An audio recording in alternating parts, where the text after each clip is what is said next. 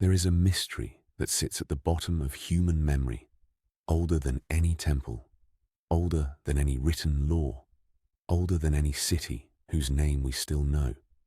It has been pressed into clay tablets in Mesopotamia, carved into stone in Central America, whispered through 10,000 generations of oral tradition on islands that most people cannot find on a map. And the mystery is this: civilizations that never met, cultures separated by oceans and by millennia, people who had no way of knowing the other existed, all tell the same story. The world was destroyed. Water rose until it covered the mountains. Fire fell from the sky. Darkness came down and refused to lift, and only a handful of human beings survived to carry the memory forward. The Sumerians, writing on clay tablets in Mesopotamia more than 4,000 years ago, described a great flood sent by the gods that drowned everything. Only one man, Utnapishtim, survived, on a great boat that he had been warned to build in secret. Across the Pacific, the Aboriginal peoples of Australia tell stories of a time when the sea was much lower, when you could walk to places that are now islands, when the coastline of the continent looked nothing like it does today. And then the waters rose, not slowly and gently, but in some accounts with terrifying speed, swallowing the land and the people who had lived on it. In China, ancient texts describe a catastrophic flood during the reign of Emperor Yao, so vast and so complete that it threatened to erase all of humanity.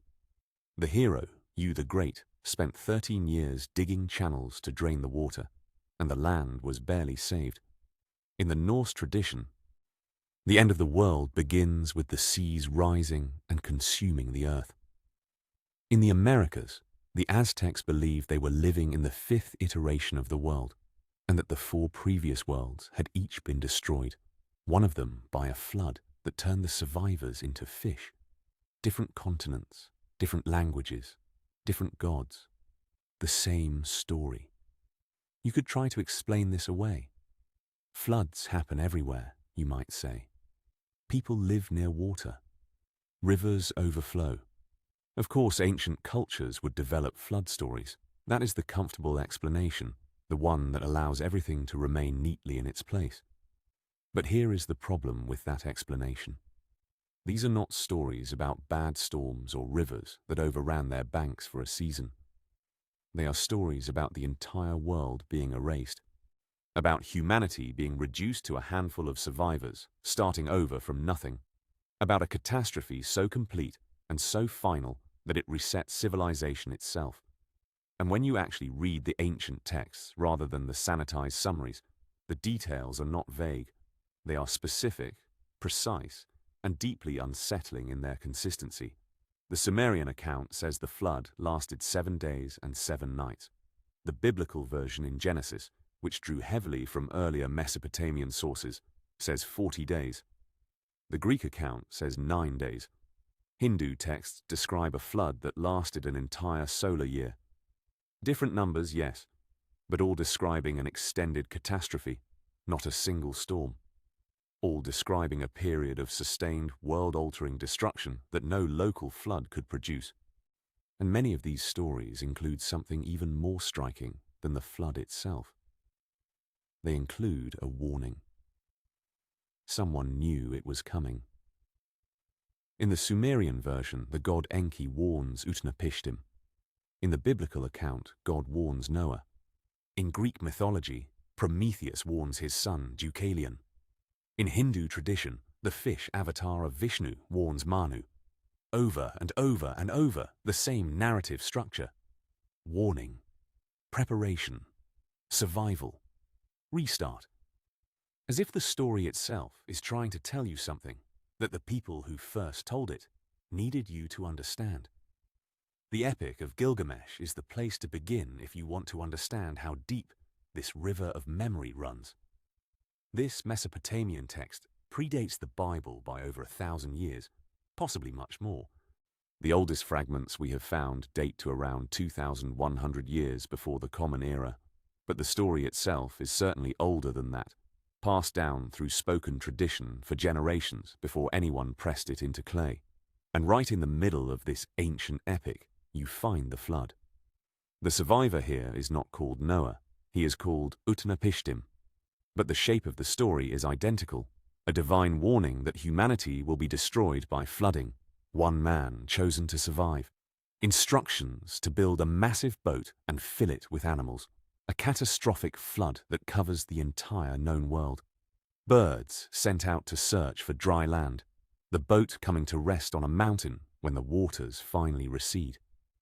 An offering of thanksgiving to the gods, who smell the smoke and are moved. The standard academic explanation for the similarities between Gilgamesh and Genesis is straightforward. The Hebrews were in Babylon during their exile. They encountered the local flood mythology. They adapted it for their own religious purposes.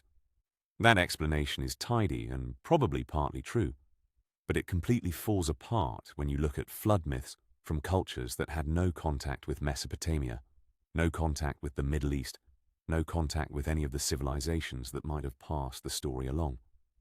Cultures that were geographically isolated for thousands of years before anyone began comparing their traditions with anyone else. Take the Hindu flood myth. In the ancient texts, a tiny fish approaches the first man, Manu, and asks for his protection. Manu places the fish in a jar, but it grows rapidly and he has to keep moving it to larger vessels, then to a river, then to the ocean itself. Eventually, the fish reveals itself as Vishnu and warns Manu that a great flood is coming that will destroy all life on earth.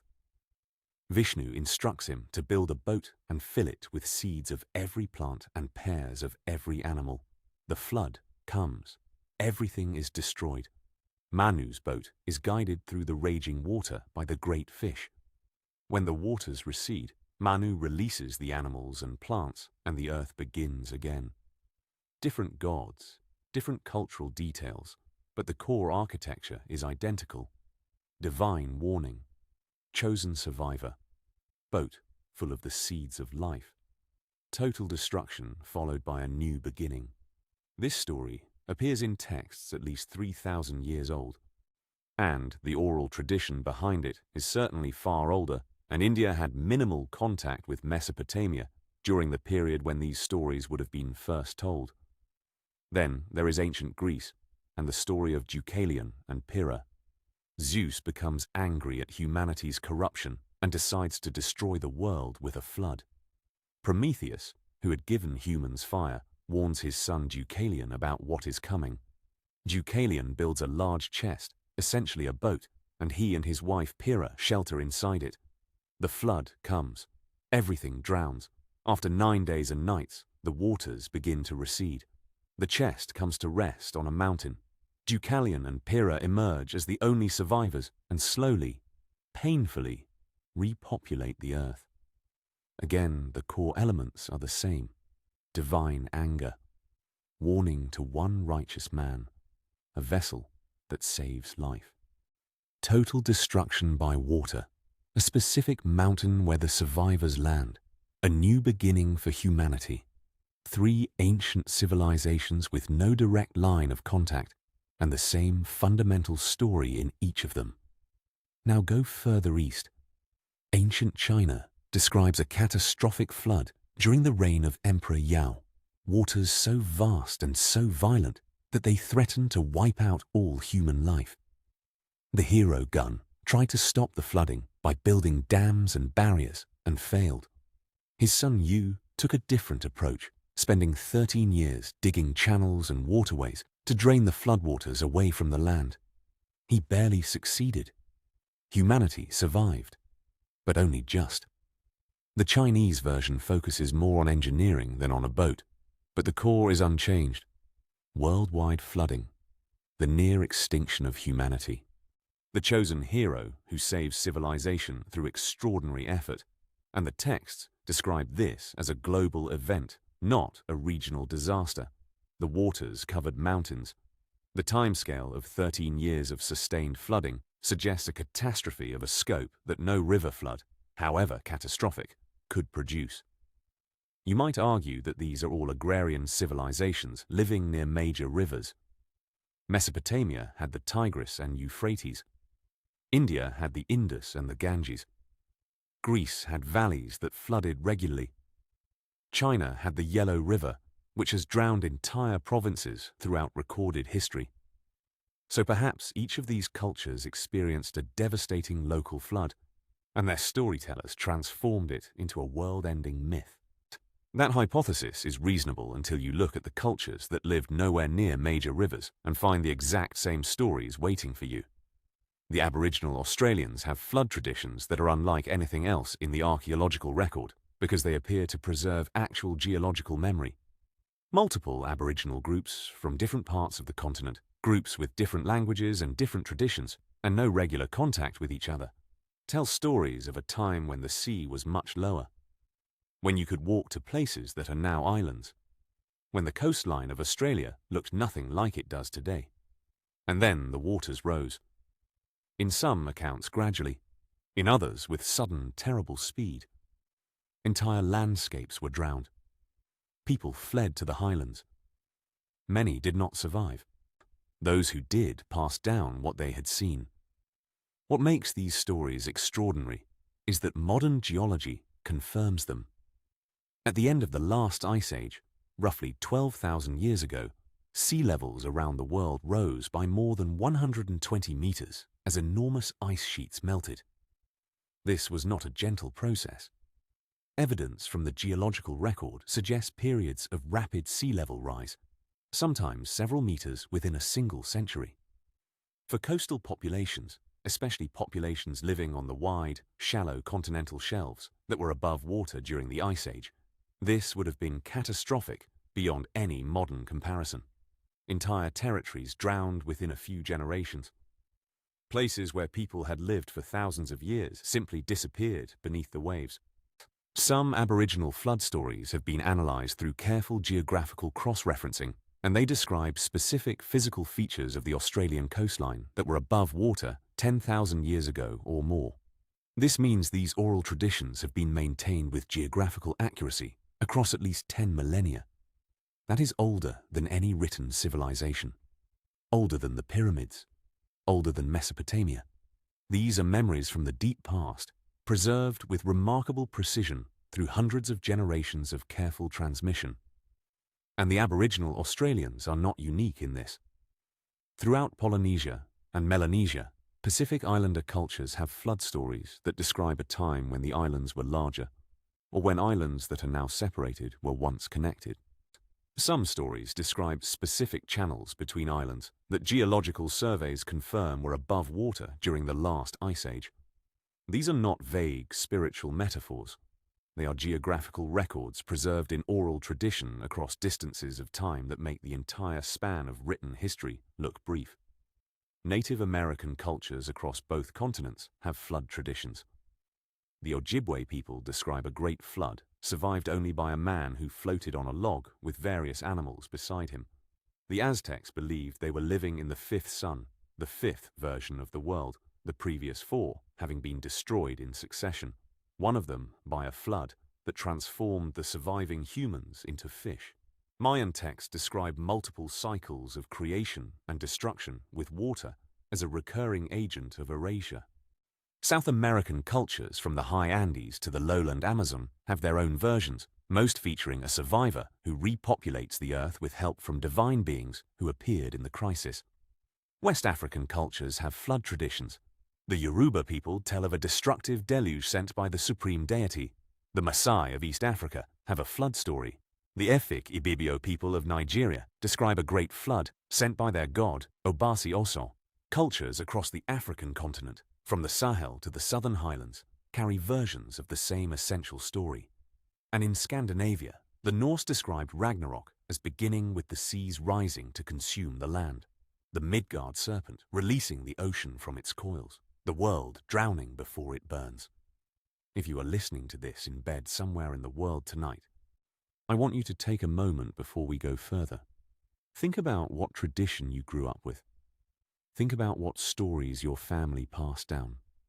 Because the extraordinary thing, the thing that begins to feel genuinely strange when you have spent enough time sitting with these accounts, is that almost no culture anywhere on Earth is without a version of this memory.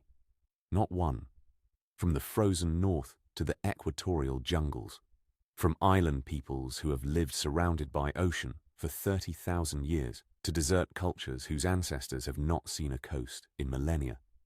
The flood is there, transformed, adapted, embedded in whatever theological and cosmological framework that culture built to make sense of the world but there. And that ubiquity, that absolute planetary ubiquity, what is the thing that no simple explanation quite manages to account for? What are we looking at? The rational mind wants to organize this evidence into categories and eliminate the uncomfortable possibilities one by one. But the evidence is not cooperating. If you look deeper into what the geological record has been quietly accumulating over the past several decades, a picture begins to form that the flood mythologists of the academic establishment have been reluctant to acknowledge. Around 12,900 years ago, something happened.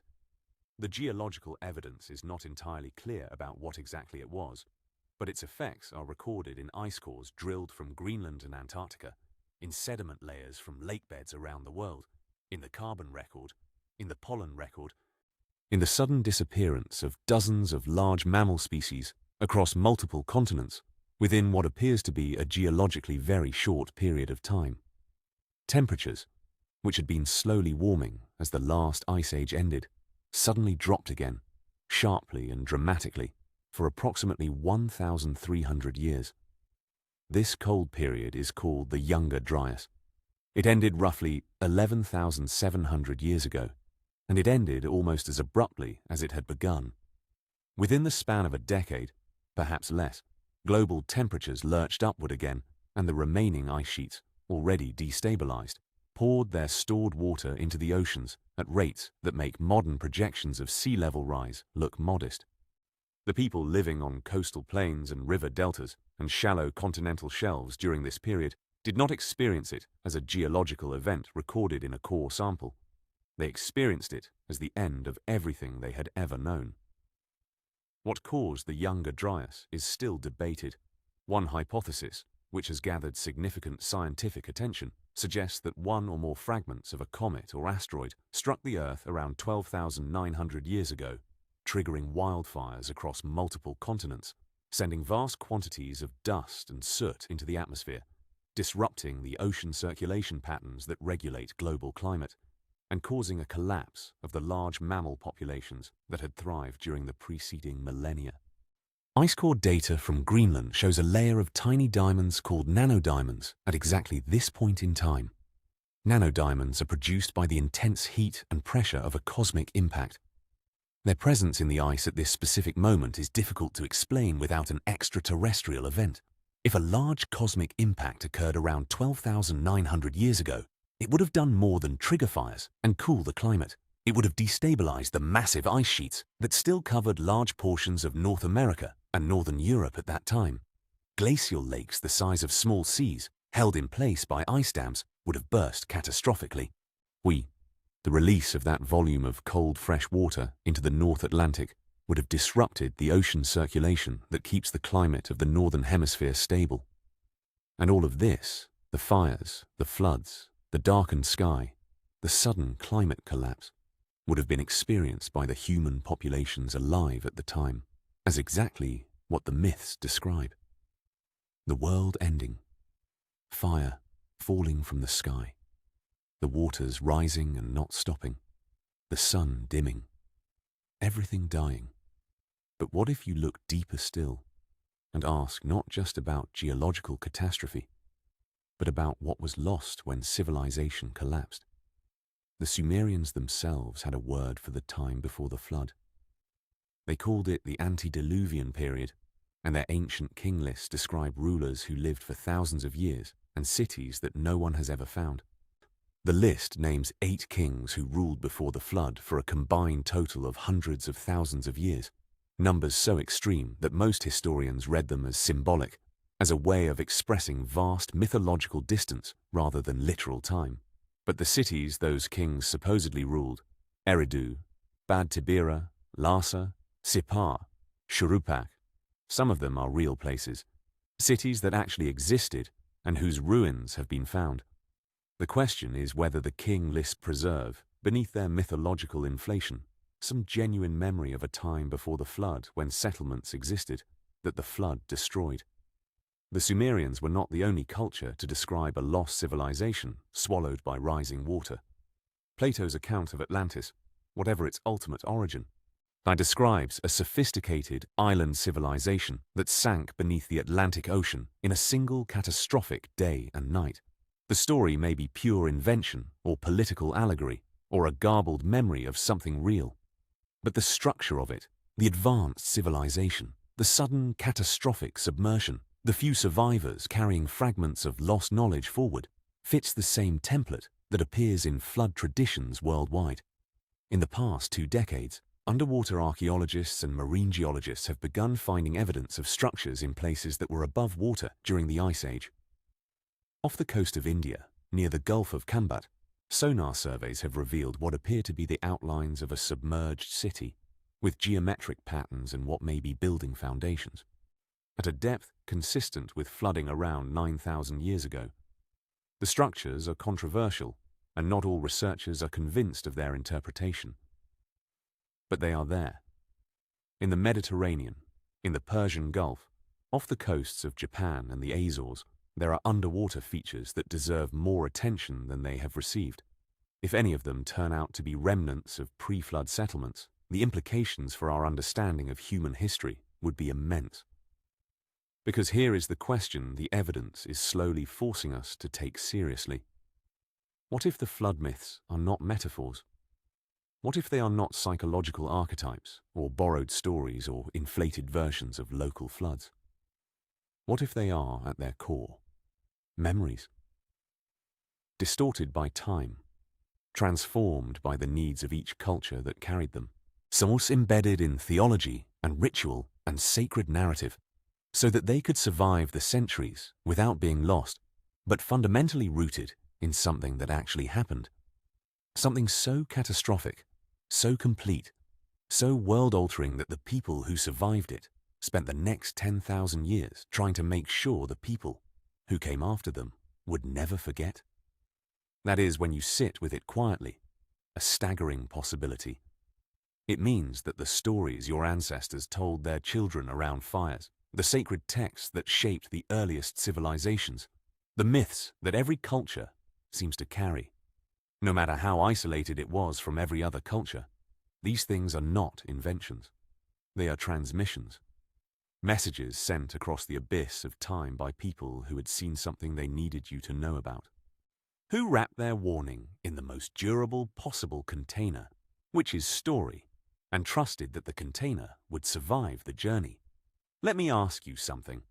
While the night is quiet and the world outside has stilled, if your family or your culture has its own story of a great flood, a time of darkness, a fire that fell from the sky, I would genuinely like to hear it. Leave a comment. Tell me where in the world you are and what tradition you carry. Every time someone does this, every time a version of the story surfaces from a part of the world I had not yet considered, it feels like another piece of an enormous puzzle clicking into place. A puzzle that humanity has been assembling in the dark for 12,000 years. There are 3 broad ways to explain why the same flood story appears on every inhabited continent. The first is psychological. Human beings everywhere have the same basic fears. We are vulnerable creatures living on a volatile planet, surrounded by forces we cannot control. Our minds reach naturally for stories about catastrophic erasure, because water is the ultimate cleanser, the ultimate eraser, the perfect symbol for starting over. In this view, the similarities between flood myths require no shared event, only a shared nervous system. The second explanation is diffusion. Even in the deep past, human beings were not stationary. They migrated, traded, intermarried, met at seasonal gathering points, at river crossings and mountain passes. A powerful story can travel with people the way a seed travels in the gut of a bird, arriving in distant places still capable of taking root. One culture experiences a terrible flood. Siri creates a story to explain and preserve it, and passes that story to their neighbors, who adjust it, give it their own gods and their own landscape, but keep the essential structure intact. The third explanation is the one that historians find most uncomfortable, that at least some of these stories are memories of real global-scale events. Massive sea level rise at the end of the last ice age, sudden climate collapses, mega floods triggered by glacial lakes bursting, ocean currents reorganizing, perhaps a comet impact that set wildfires across continents and darkened the sky for years. In this view, the ancients are not making metaphors. They are doing what people have always done around fires, encoding knowledge that must not die in the only container durable enough to outlast the catastrophe itself. Story. The three explanations are usually presented as competing with each other, as if you must choose one and discard the others. But the truth of most things is more complicated than that. Human psychology shapes the symbols, the flood, the fire, the serpent, the cycle. Real events provide the raw material, the tsunamis and megastorms and volcanic winters and sudden droughts. And diffusion spreads and transforms the stories across continents and across millennia, weaving them into each culture's language and religion and identity until they feel native, until they feel as if they have always been there. In this layered picture, myths are like geological strata, part imagination, part actual history, part social transmission across vast stretches of time. You cannot always separate the layers, but the overall structure still tells you something true.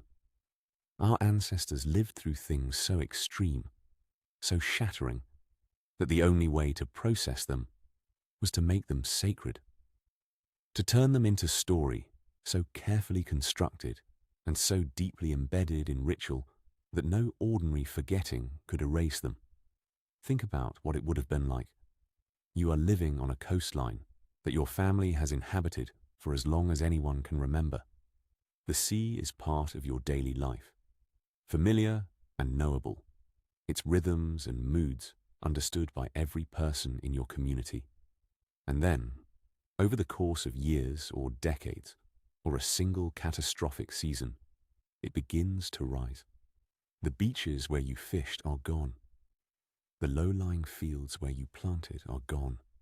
The path to the next village is gone. The island where your grandparents were born is gone. You retreat to higher ground, and the water follows. You watch the world you knew disappear beneath something grey and indifferent and vast.